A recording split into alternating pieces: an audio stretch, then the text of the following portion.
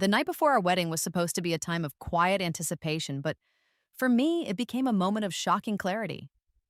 Alex, the man I had loved for 7 years, told me he intended to divorce me in exactly 1 year. When I managed to find my voice and ask him why, his response was delivered with a chilling lack of emotion. He explained that after all our years together, any love he had once felt for me had faded away, leaving only a sense of duty in its place.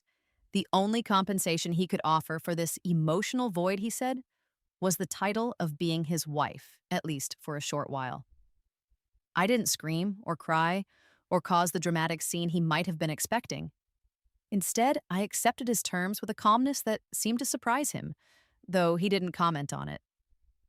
The following day, when he found out that I had disappeared, leaving our wedding plans in chaos, he handled the situation with the elders from both of our families with a smooth and practiced ease. The look on his face when he finally saw me again was that of a patient adult dealing with a child's tantrum, an expression of mild annoyance and indulgence. That was until I took his hand and placed it firmly into the hand of his secretary. It was the first time I had ever seen the perpetually composed Alex look genuinely shaken. The banquet hall was filled with the cheerful sounds of celebration, glasses clinking, and people laughing as they enjoyed the party. I made my entrance slowly, wearing sunglasses and carrying a beautiful custom-made handbag. Just 2 hours earlier, I had received a text message from Sophia. Alex is celebrating my birthday at the Jinfo Hotel today. You should come and join the party. I could almost picture the self-satisfied smirk on her face as she sent the message. She must have expected me to fly into a rage. 6 months ago, she would have been right. I probably would have rushed over, slapped her, and made it clear who the real fiancé was. But things had changed. Now, I couldn't bring myself to care enough to be angry. I had spent the afternoon at a spa, indulging in treatments and pampering myself. I had come to realize that men could be fickle and betray you, but money was always reliable. And the kind of beauty that money could buy felt just as dependable. So I stood there in the middle of the lively banquet, feeling confident and looking radiant. On the stage at the front of the room, Sophia had already managed to pull Alex up with her, encouraged by the enthusiastic cheers of the crowd. Together, they held a large knife and cut into the birthday cake. As the last slice was served, Sophia threw her arms around Alex's neck, holding onto him like a treasured possession. The atmosphere was festive, and someone in the audience started a chant, encouraging Alex and Sophia to kiss. Sophia looked at Alex with a shy, hesitant expression, as if she were overwhelmed by her own emotions. But her hesitation was brief. Alex, ever the gentleman in public, did not let the crowd down. He leaned in and placed a gentle kiss on her forehead, treating her as if she were the most precious person in the world. As the applause died down, I watched Sophia's eyes fill with tears of happiness. With a sense of perfect timing, I began to walk forward. The moment Alex saw me, his confident composure wavered, just for a second, and then his brow furrowed in annoyance. "Clara, what are you doing here?" he asked, his voice sharp with irritation. I ignored him completely, my attention focused solely on Sophia. With a small, deliberate smile, I reached out, took Alex's hand, and placed it in hers. "Miss Sue," I said, my voice even and calm. "You were so kind to invite me, and I didn't want to disappoint you. I came in such a hurry that I didn't have time to buy you a proper birthday present, so I hope you'll accept this instead." In front of the entire stunned audience, I presented Alex to her as if he were a gift. The people in the crowd who knew that I was still officially his fiancée held their breath, unsure of what would happen next. "Clara, that's enough of this nonsense," Alex said, his voice laced with anger. His pride was clearly wounded, and he snatched his hand back from Sophia's grasp, his eyes flashing with fury. I looked at him, my own expression completely calm and unreadable. "I'm not being ridiculous," I replied smoothly. "The best gift I could possibly think of for Miss Sue is the title of Mrs. Alex." For a long moment, Alex just stared at me, his face a mask of conflicting emotions. 7 years ago, when I was 17, my only birthday wish, year after year, was to be old enough to legally marry Alex. Half a year ago, at 24, that dream had been on the verge of coming true, but On the eve of our wedding, Alex had destroyed it with his cold words. He had been sitting in his favorite armchair, his voice as indifferent as if he were discussing the weather. "I'll divorce you in a year," he had said. At first, I was too shocked to say anything. Then, I managed a weak, forced laugh and asked him why. His eyes, completely devoid of warmth, met mine. "After 7 years, I've lost any love I once had for you. All that's left is obligation. The only thing I can do to make up for it is to let you be Mrs. Alex, at least for a while." I sat there frozen for a few seconds before another nervous chuckle escaped my lips. Alex and I had been childhood sweethearts. Our families were neighbors, and he had always been the handsome, popular boy that all the girls admired. From the time I could walk, I had followed him everywhere, content to be in his shadow for 17 years. On his 17th birthday, our relationship finally shifted from just being childhood friends to something more. Had he ever truly loved me? I used to think so. I remembered how, in our first year of high school, he had been moody and sullen for days after he saw another boy give me a love letter. And in our first year of working, he had quickly pulled me behind him, his expression dark and protective, when he saw me getting out of a male colleague's car. Thinking about those small, fleeting moments of what I had believed was affection, my vision started to blur.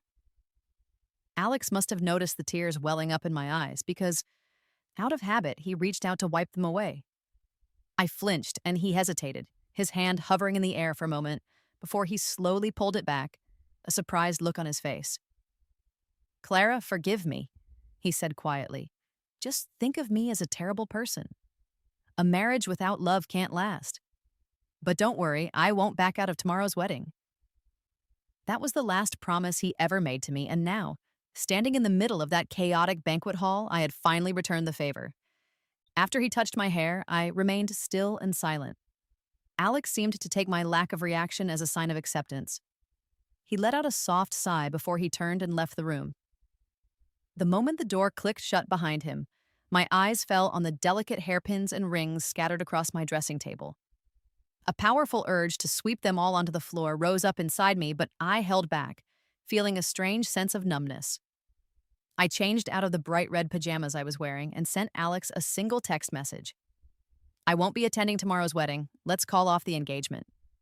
Then, I quickly left the house without even grabbing my ID. That night, I drove to the riverside and just sat there, the chilly wind whipping around me. I stayed by the water until noon the next day before I finally decided to go home. When I walked through the door, I found my parents, along with Alex and his parents, all sitting in the living room with grim expressions. My mother rushed over to me, looking me over from head to toe before she started to scold me. "You naughty girl! Just because you're excited to marry Alex doesn't mean you can behave so recklessly." I opened my mouth to explain, but Alex was faster. He came over, wrapped his arm around my waist, and said to my mother, "Auntie, please don't blame Clara. It's all my fault." Initially, my mother hadn't been very fond of Alex, but after years of me singing his praises, she had grown to like him. His words brought a smile to her face, and her anger seemed to melt away. Once everyone else had left, Alex let go of me. "Clara, what's this all about?" he asked, looking genuinely confused. "I told you I would make you Mrs. Alex. Why the sudden change?" He seemed unable to understand my decision to run away from our wedding. I reached up and gently touched his eyebrow, a familiar gesture from our past. "Alex," I said softly, "if we're just going to get divorced within a year, then maybe there's no point in continuing with this engagement. What do you think?" His response was immediate and practical. "Why wouldn't there be a need? The alliance between our families through this marriage is very beneficial for both of our companies." I smiled at his businesslike answer, even as tears streamed down my face. "Then just wait, Alex," I told him. "We won't be going to the Civil Affairs Bureau."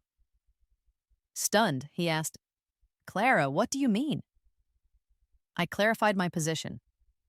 The engagement can continue for now, but from this point on, we live our own separate lives. Alex seemed both amused and annoyed by my declaration. "You've been chasing after me for 24 years, he challenged, a smug undertone in his voice. Can you really just stop? He thought he knew me so well, but he didn't realize that when a woman is truly and completely disappointed, she can be incredibly decisive. The next day, as if to prove a point, Alex hired a new personal secretary named Sophia. She was a recent university graduate, pretty and charming, and he began taking her with him to important events. He even allowed her to come and go from the house that was supposed to be our marital home. One afternoon, while I was sorting through old photographs, I received a text from her. Clara, I'm Sophia, Alex's secretary. We're at the villa on Chinu Road. Do you remember where Alex's blue shirt is? Chinu Road. That was our house. He had taken another woman there. A sharp, physical pain shot through my chest. I thought it should hurt more than it did. I called Alex immediately and confronted him. Did you take Sophia to our wedding house? I asked. He just chuckled in response. I fell silent, struggling to control my emotions. I made a promise to myself then and there that I would not cry over this man again. After a few moments of silence, the heavy, oppressive feeling in my chest began to lighten. All right, I said, my voice steady. I won't visit that house anymore. Then I hung up. I stared at the ceiling for a long time after that, thinking about how the first 24 years of my life had revolved entirely around Alex. My happiness and my sadness were both tied to him. Breaking away from that felt like an impossible task, but I knew I had to start somewhere. That realization was what prompted me to go to my father and ask him to teach me how to manage our family's company, something I had always resisted before because I thought I would have Alex to rely on. Looking back, I realized how blinded by love I had been. To my surprise, Alex, who hadn't contacted me since our last argument, called to tell me that he had forbidden Sophia from entering our wedding house again. I was so engrossed in the business documents on my desk that it took me a moment to process what he was saying. Oh, was all I managed to reply. There was a pause on his end, then he added, If it bothers you, it's not impossible for me to arrange another place for myself. I simply turned the page of the document I was reading and said with complete indifference, do as you please. Even though I was looking at the words on the page, they weren't making any sense. A wave of irritation washed over me, a feeling that Alex evidently shared due to my nonchalant attitude. Clara, I've already been incredibly humble. What more do you expect from me? He exclaimed. This idea of me being aloof was new. I paused my reading and thought for a moment, realizing that I had just been too busy to engage with his drama. With a small sigh, I retorted, If you see me as distant, then so be it. The line went silent. I felt a sense of relief, which in itself was a surprise. When had I started to lose patience with Alex? His power over my emotions was clearly fading, yet he seemed completely unaware of it. In what I could only assume was an act of retaliation, Alex began appearing at high-profile events with Sophia, openly flaunting their connection. Rumors started to circulate about how he had spent a fortune at an auction just to make her smile. Eventually, an anonymous video was sent to my inbox. It showed Alex at a party, unbothered by a wealthy heir who was teasing him about his fiance's potential jealousy. With a sip of wine and a smug smile, Alex assured him, She's very obedient. She won't stir up any trouble. The people around them laughed and agreed, praising Alex for always being the one who could keep me in line. Watching his confident demeanor in the video, I made a silent vow to reclaim the self-worth I had once so freely given to him. The business alliance between our families seemed unbreakable, but someone was clearly getting impatient. One day, as I was leaving my father's office, I received that presumptuous invitation from Sophia to her birthday party. I sneered at her audacity, but decided to go anyway. At the party, after his initial shock, Alex regained his composure. He probably never imagined I would be the type of woman to confront the other woman directly. Unexpectedly, I hadn't brought a gift. Instead, I offered him to Sophia. Alex was left speechless, his face twisting in displeasure as he stared at me. The confusion in his eyes eventually hardened into a challenge. Clara, take back what you said, he demanded, his voice rising, or you'll regret it. The room fell into an uncomfortable silence.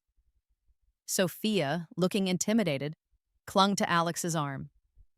My mocking tone cut through the quiet.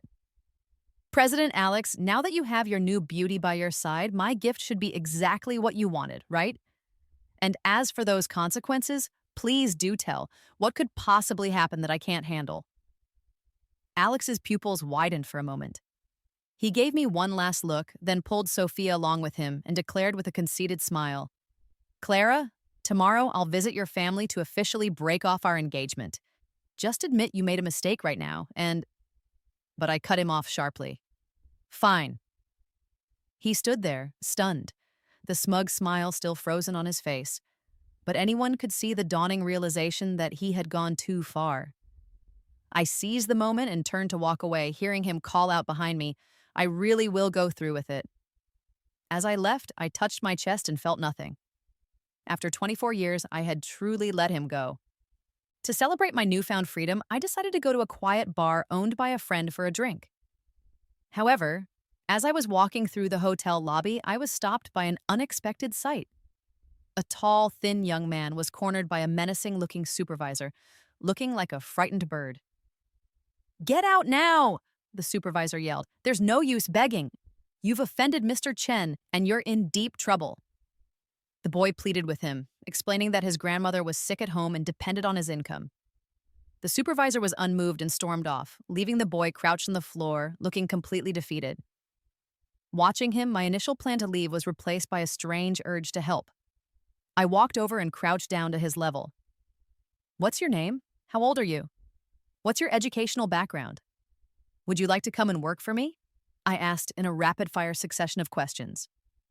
After a moment of stunned silence, the boy finally looked up at me, a flicker of hope in his eyes. His eyes were dark and sparkled like polished obsidian, and they instantly captured my attention. Daniel, he said softly, I'm 22 and a senior at Juning University. The name sounded vaguely familiar. Daniel hesitated for a moment, then asked, Sister, can I really come and work for you? I gave him a reassuring smile. Of course. I could use a bodyguard. Are you interested? The pay is quite generous.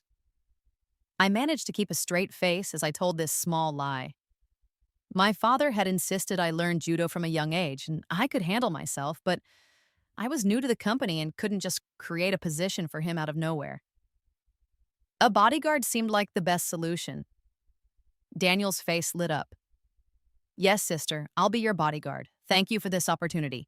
I'll dedicate my life to protecting you. His broad smile revealed faint dimples, and I realized that even after more than 2 decades of being around handsome men like Alex, I was still susceptible to their charm.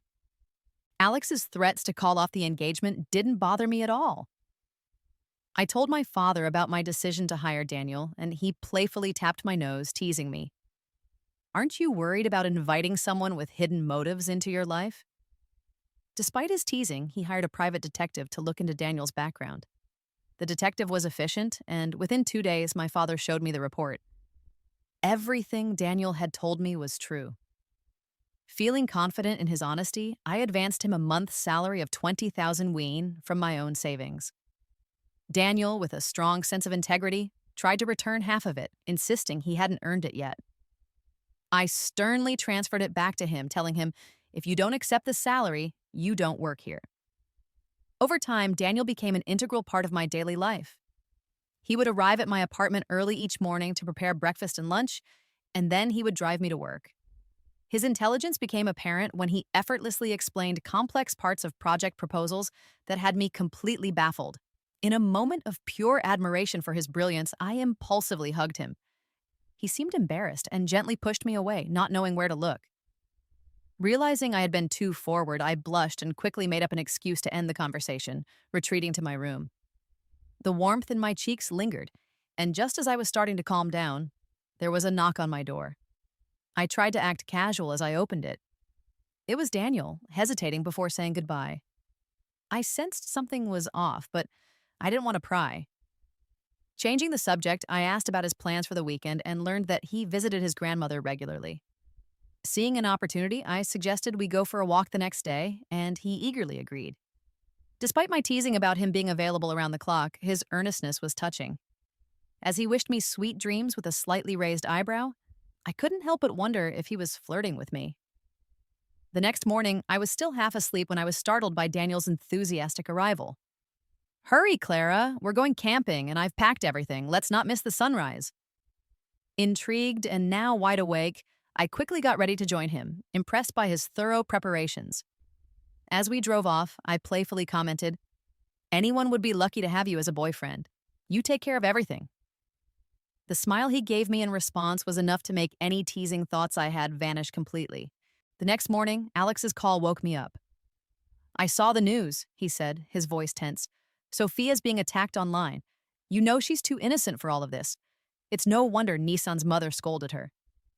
You need to make a public statement clarifying that you and Sophia are friends and that her birthday party was all in good fun." As he spoke, the pieces started to fall into place. This was all about protecting Sophia. I cut him off, my voice sharp. "Alex, are you trying to make me angry on purpose? Now I'm supposed to defend Sophia and clear her name? Who does she think she is? If you're not fully awake, you should go back to bed instead of snapping at people."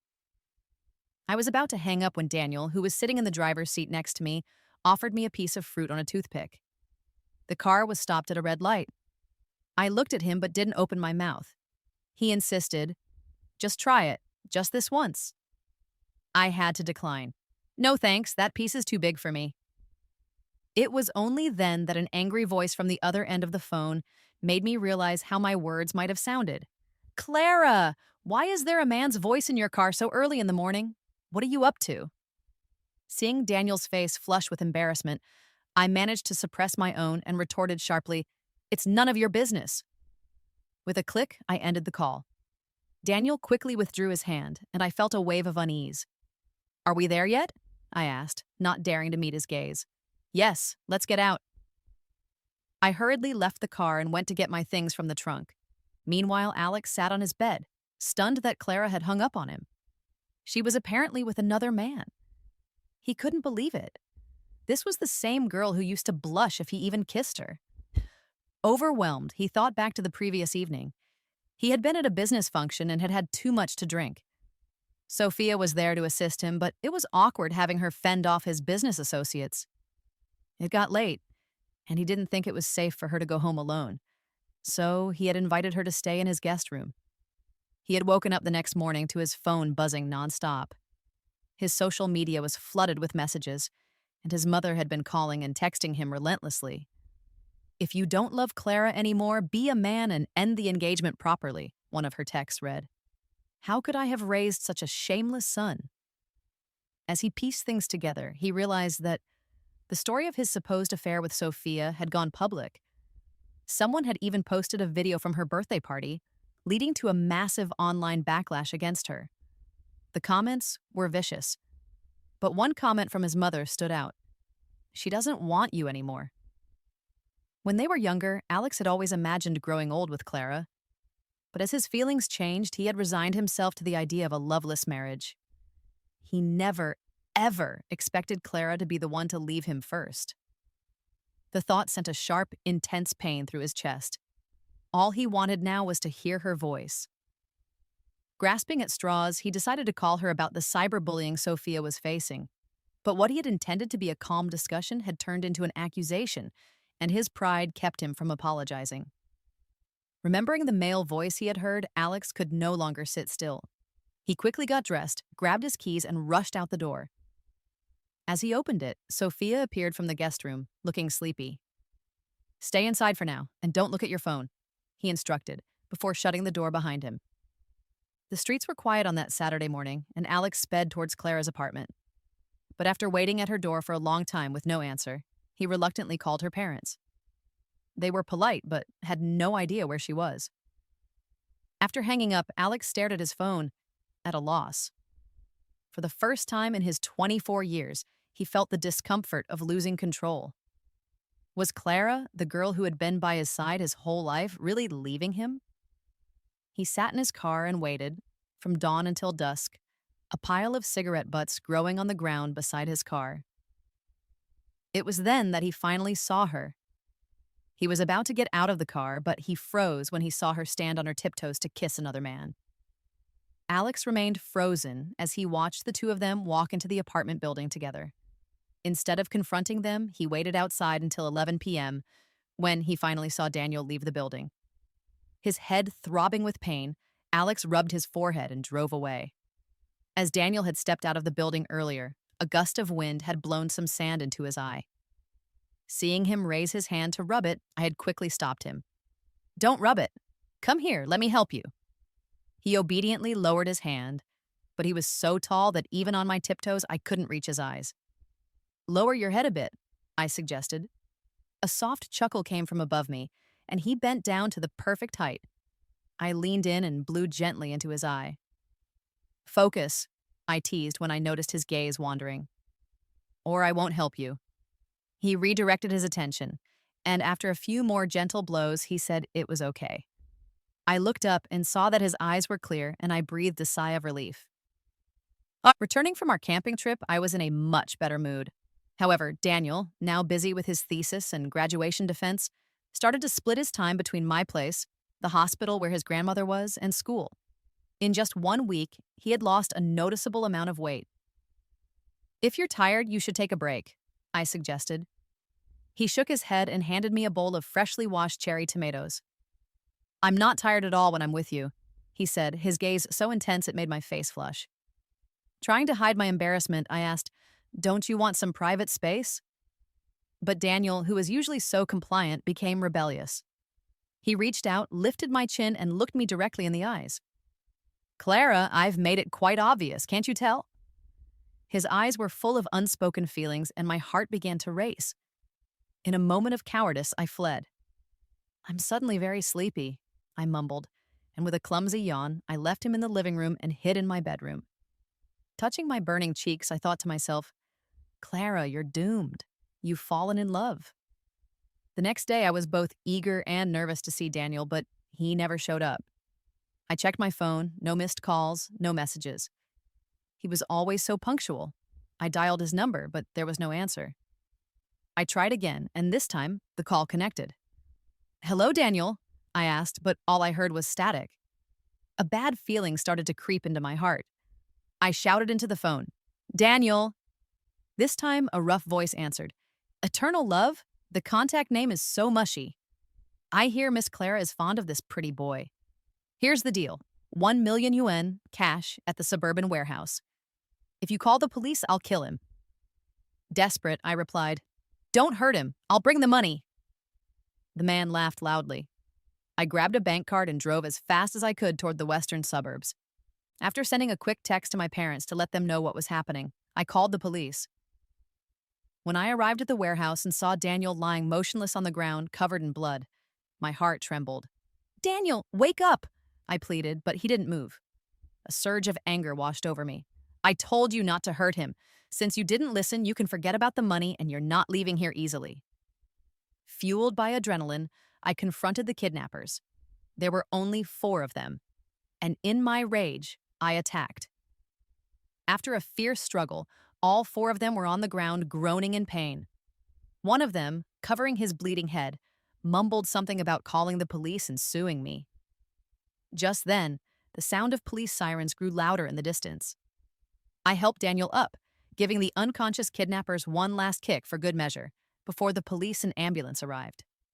After everyone was taken to the hospital, I was brought to the police station to give my statement. As I walked out, I knew that this ordeal had changed something inside me forever. I was suddenly pulled into a tight hug. "Clara, thank God you're okay." Alex's voice trembled. I frowned. "Alex, you're hurting me." He loosened his grip slightly, but still refused to let go. When his attention wavered for a moment, I broke free. "Were you following me?" I asked, my voice cold. "No," he denied immediately. "It was Sean who called and told me you had been taken to the police station." I was worried. "Worried?" I scoffed, folding my arms. "Worried that if something happened to me, it would make it harder for you to break off our engagement?" His lips parted as if to argue, but I didn't give him the chance. "Since you're in such a hurry, let's settle this right now. Let's go to my house and finalize it. I've already spoken to my parents, and they've agreed." Alex didn't say a word. He just stared at me in stunned silence. Do you really want to end this engagement? He finally asked.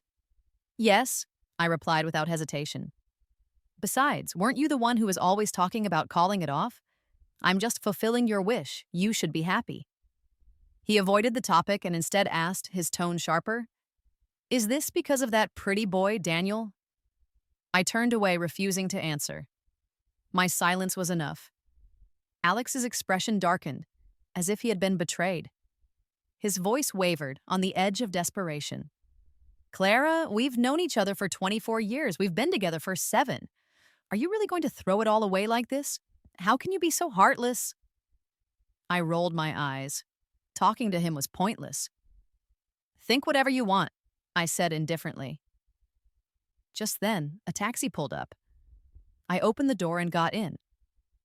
To the hospital, I told the driver. Please hurry. 1 month later, Daniel had finally recovered from his concussion. Meanwhile, the joint project between our families had reached its final stage.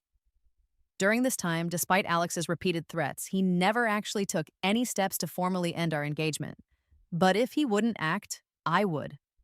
I gathered my parents, collected the engagement gifts, and went straight to Alex's family home while he was away. With my parents' firm but gentle persuasion, balancing emotional appeals with logical reasoning, Alex's parents eventually relented. With heavy sighs, they agreed to annul the engagement. Alex's father looked at me with a trace of pity in his eyes. Clara, we know Alex has made a lot of mistakes over the past 6 months, but he's changed. I promise you, he won't act so foolishly again. You two have shared 24 years of history. Are you really unwilling to give him another chance? I shook my head. Uncle, I can't compromise on something like this. Besides, I already have someone I care about. I don't want to hurt him. The kidnapping incident had made one thing painfully clear to me. Daniel's place in my heart had become irreplaceable. That day, as he lay in the ambulance, his face covered in blood, he had gripped my hand tightly, his voice weak but stubborn. You really fought those guys for me, he had whispered. So you do care about me, don't you? Then, despite his injuries, he had looked me straight in the eye and said, Clara, I like you. After I'm discharged, can I be your boyfriend? I had agreed, and now, finally free from the title of Alex's fiancée, I was Daniel's girlfriend. When Alex learned that the engagement was officially over, he stood outside my house in the pouring rain, completely drenched. I had no intention of dealing with his theatrics, so I simply unblocked Sophia's number. An hour later, she arrived in a taxi and dragged Alex's unconscious body away. Watching them disappear, I picked up my phone. Clara, is Alex still bothering you? Daniel's voice came through the speaker. I glanced at the screen. He was clearly focused on his computer, but still took the time to check on me. I asked Sophia to take him away, I said casually. But why are you video calling me? Didn't you say you didn't want any distractions while working on your thesis? The sound of typing on his end suddenly stopped. He looked around, then leaned closer to the camera, his handsome face filling the screen. I miss you, he said softly. My heart skipped a beat. At that moment, I realized that genuine sincerity would always be the most powerful weapon. On the day Daniel finished his thesis defense, he wasted no time. He proposed to me on the spot. I played along, taking him straight to my house. My father had never thought much of Daniel at first, but somehow, after just one meal and an afternoon spent drinking tea together, Daniel had won him over. When we finally left the house, I knew for sure that this time, I had chosen the right person. My parents had started referring to him affectionately as Daniel instead of Mr. Jang. On the day we planned to get our marriage certificate, just as we arrived at the Civil Affairs Bureau, a colleague sent me a social media link with the message, Clara, is this true? Curious, I clicked on it and discovered another one of Sophia's stunts. She had posted a photo of a diamond ring on her left ring finger, which matched a ring on a blurry hand in the background, a hand I recognized as Alex's. I looked at the image without expression, ready to dismiss it, but accidentally scrolled down to the comments. To my amusement and irritation, the comments were insinuating that I was the other woman in Alex and Sophia's relationship, I swiftly replied to my colleague with a single word: false. Fuming, I wondered how to counteract this. Then how are you going to fight back? My colleague asked, shocked by my calm. Without missing a beat, I pulled out my phone, turned Daniel around, and snapped several intimate photos of us together in front of the Civil Affairs Bureau. I arranged them into a 9-square grid and posted it online with the caption, "Thank you for your concern. I'm just about to get my marriage certificate with my boyfriend. Feel free to send your blessings." Tonight at 8 p.m., I'll randomly select 20 lucky fans in the comments to receive a 10,000 yuan red envelope. My post skyrocketed to the top of the trending list, rapidly clearing the air. The rumors Sophia had spread crumbled, and she was forced to shut down her comment section in embarrassment. When I returned home later, I found Alex sitting outside, his eyes bloodshot. As he saw me, he staggered to his feet. "Clara, have you really gotten the marriage certificate? Are you lying?" I held up our 2 brand new red marriage certificates. "There's no point in lying, Alex. I'm Mrs. Daniel now."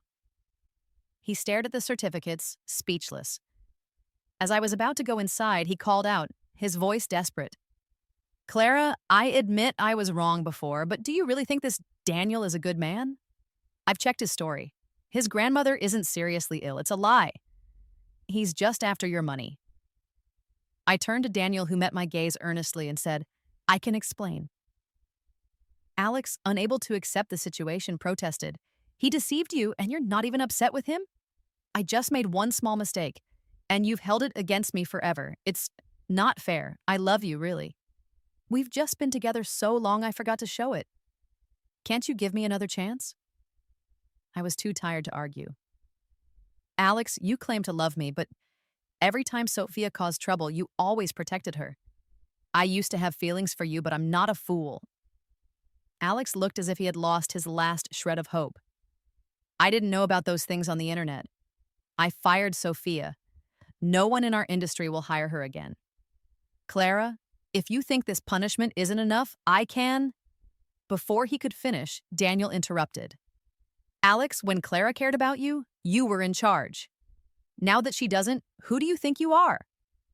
Daniel's words stung, and Alex, overwhelmed, glanced at me one last time before running off.